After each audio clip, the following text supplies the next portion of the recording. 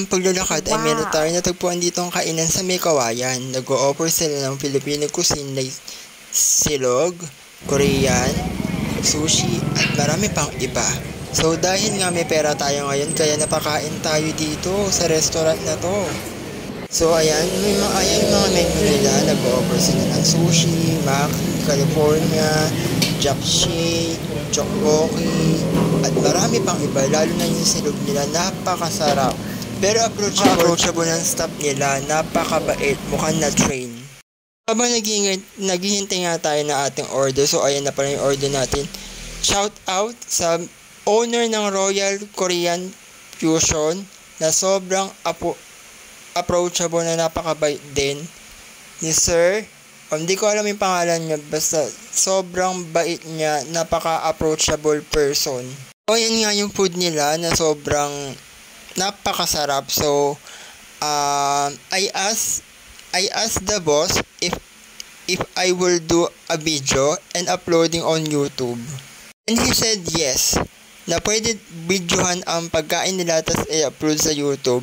And he offered me a collaboration for his food cuisine. At dahil nga food vlogger tayo, syempre tinanggap ko ang kanyang alok na collaboration. So, ayan, mukhang napakabait naman at mukhang masasarap naman yung food nila dito sa Korean Fusion. So, ayan, shout out sa'yo, boss, sir. Hindi ko alam yung pangalan mo pero sobrang bait mo. Napaka-approachable ng staff mo sa akin. Thank you so much. Ayan siya.